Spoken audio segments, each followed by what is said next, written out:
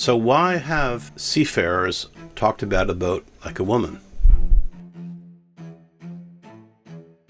There are certain traits and energies that are in the feminine, just as there are traits and energies that are in the masculine, right? You guys know all that. This is not new to you.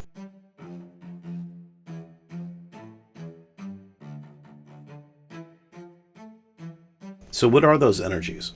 The feminine needs to move. They're changeable, like the moon. The moon goes through all types of changes throughout a given month. New moon, quarter moon, half moon, full moon.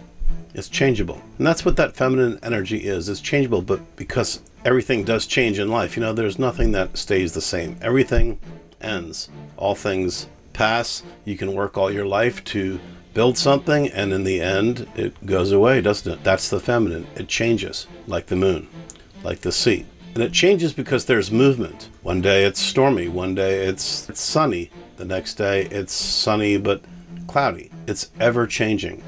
And that's the feminine energy. If a boat has got feminine energy, the boat needs to be moving.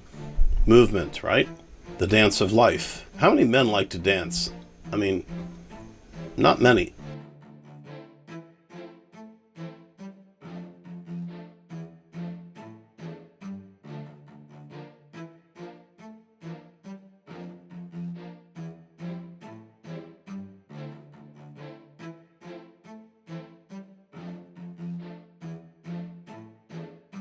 The masculine doesn't like to dance. The masculine likes to be able to predict and control and build, and that's good too. It's not about what's good or bad. You want to control, and you want to build. You want to know what you can rely on. That's a real masculine energy, and that's why the masculine sometimes gets frustrated, right? With the feminine. And we have that within ourselves. The feminine energy within ourselves is changeable. The masculine wants to establish predictability. The masculine wants to kind of nail it down.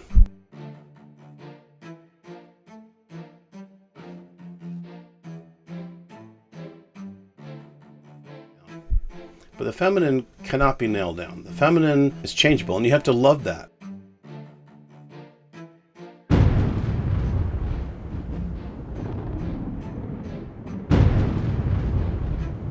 You really do have to love that. So if you want to live on the water, you want to have a sailboat, or really any boat, and you want to love that boat, you have to love not only your own feminine changeability, right? Because your mind changes. One day you want this, next day you want that. So the boat is like a woman, because the boat likes to move and flex and go and dance. The feminine is like the moon, and the masculine is kind of like the sun. The sun is predictable. It rises, it shines steady all day long. You can set your watch on the sun, can't you? You can predict that sun energy, but the moon waxes and wanes. It changes. One day it's stormy, one day it's calm. It's changeable. And that's the way nature is. That's the way the world is. That's the life force energy.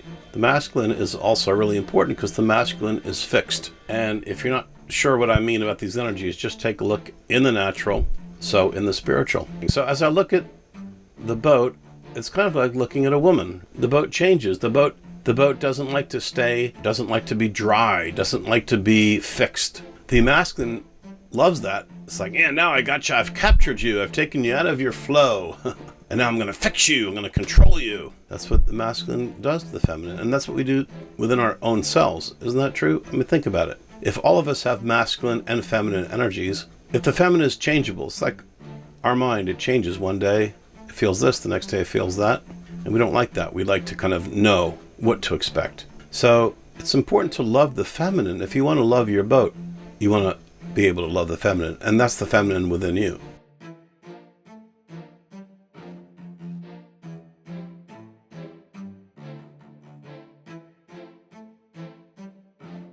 I'm looking at this, and I'm seeing this, and it's making me just kind of think about that, and I just wanted to share that with you. So it's about the boat, and the boat is on the water, and the water changes. That's very feminine. The land is solid and predictable. That's masculine.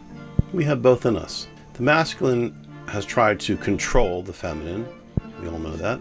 We all do that within our own selves, though, don't we? How many of you like the fact that you change your mind? One day you feel this, next day you feel that. The masculine is fixed, and that's its strength, isn't it? It's like an anchor. But the feminine flows.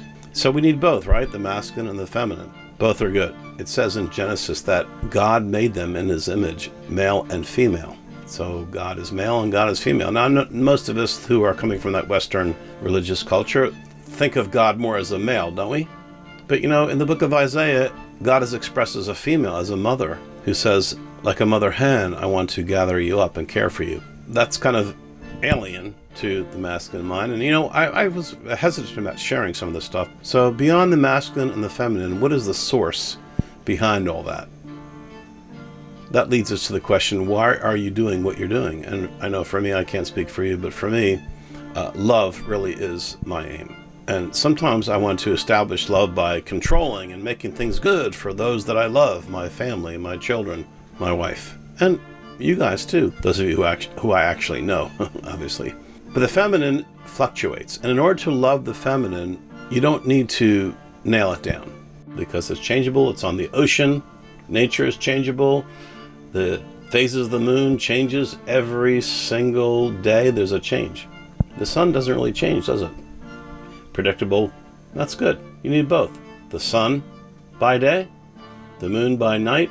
You need both to create a world. Yes, the female needs the male and the male needs the female, but there's got to be an awareness. And I think that's what sailing has been showing me, that the boat is like a woman.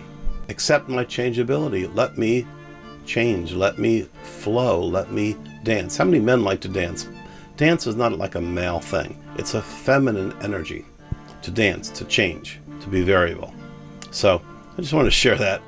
And I love my boat. And those of you who go to look for boats, so many people say, oh, look for this and look for that, and what's your bottom line and what's your control thing? And it's fine to have preferences. I'm not talking about that. I'm saying, how come so many men, when they search for a year or two for their boat, after seeing dozens and dozens and hundreds of boats, they buy a boat that they want? They fall in love with it. It's not always logical, is it? They fall in love with the boat. And that's what it's like when a man falls in love with a woman. Want to buy a boat, then you have to love the feminine within you. Is it exactly the way you like it? No, of course not. It changes, and you have to honor that. And you have to be patient with that. And you have to love that. Actually, you have to love it. And if you can't love the changeability in your own self, if you can't love your own feminine side, then how are you going to love a boat? The boat is never going to be totally under your control. The boat kind of does its own thing, like a woman. I mean, she just wants to move. She wants to go. She wants to give you what you need, but you can't demand. You can't control. And you have to be there for her. And you have to let her just be.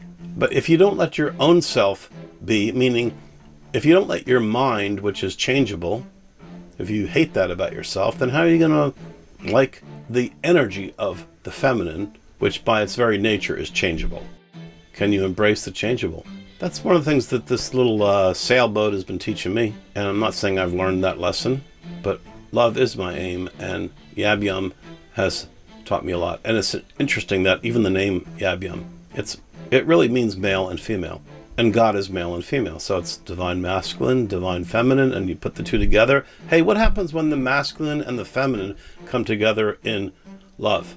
Well, it produces life, doesn't it? Absolute life. It makes babies, but it also can produce other things in this earth realm. I want to apologize for complaining about my female boat. The masculine side of me is impatient and wants to whip it into shape. But it doesn't really matter because the feminine is the feminine. It's going to do what it's going to do. It's going to change whether we like it or not, whether it's within you or a boat. And I think that's why a boat has been called female.